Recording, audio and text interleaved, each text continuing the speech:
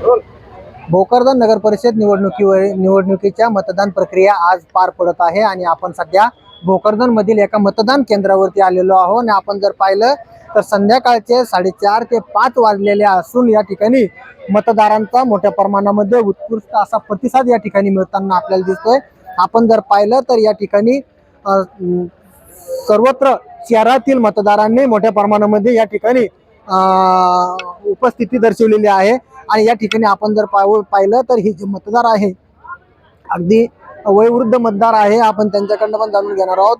बाबा बोलतील का? बर बर, किती वय आहे तुमचं? 87 आहे। 87। मतदान करण्यासाठी आला होता?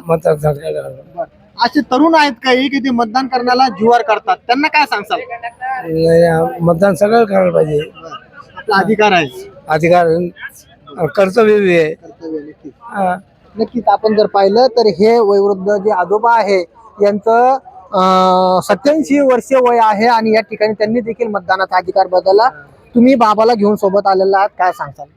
नाही, एवढं वय असताना सुद्धा त्यांची मतदान करण्याची तयारी होती।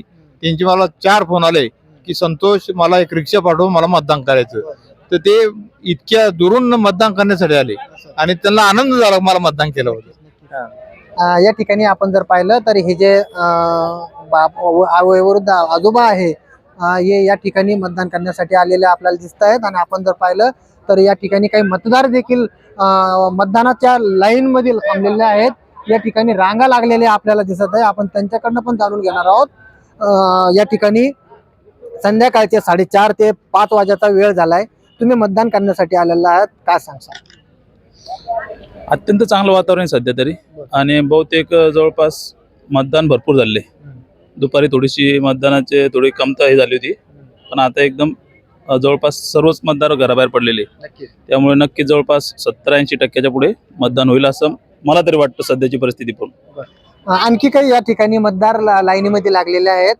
सर काय सांगसाल? संध्याकाळचा वेळ आहे आणि आता थंडीचा देखील मोसम सुरू झालेला आहे आणि या मतदानासाठी आणखी बराच वेळ लागू शकतो, जेणेकरून ही जी लाईन लागलेली आहे यांना जास्त वेळ लागण्याचा वेळ लागू शकतो।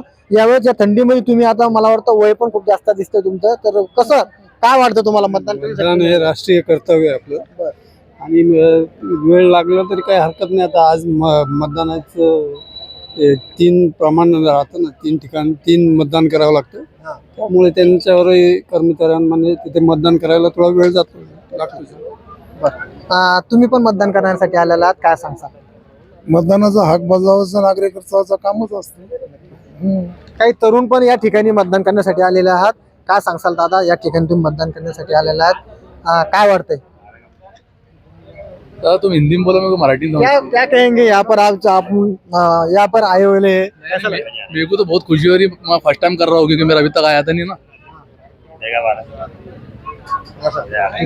या ठिकाणी आपण जर पाहिलं तर या मतदान केंद्रावरती संध्याकाळचे 5 वाजले तरी देखील मतदाराचा मोठ्या प्रमाणामध्ये उत्स्फूर्त असा प्रतिसाद या ठिकाणी आपल्याला पाहायला मिळत आहे। आणि विशेष सांगत झालं तर या ठिकाणी कुठलाही अनुचित प्रकार घडू नये याकरिता पोलीस प्रशासनाच्या वतीने देखील तगडा असा बंदोबस्त या ठिकाणी लावण्यात आलेला आहे। आणि विशेष सांगायचं झालं तर जालना जिल्ह्याचे पोलीस अधीक्षक यांची देखील या मतदान केंद्रावरती सर्वत्र भेट त्यांनी या ठिकाणी दिलेली आहे आणि भोकरदन उपविभागीय पोलीस अधिकारी हे देखील दिवसभर मतदान केंद्रावरती येत असून पोलीस प्रशासनाच्या वतीने देखील तगडा असा बंदोबस्त या ठिकाणी लावण्यात आला होता। आणि विशेष शहरातील जे मतदार आहे, वयोवृद्ध मतदार असतील किंवा अपंग मतदार असतील, या सर्व मतदारांनी या ठिकाणी आपला मतदानाचा अधिकार बजावताना या ठिकाणी आपल्याला दिसलेले आहेत। सोनाजी जोगदंडे, story.com, जालना।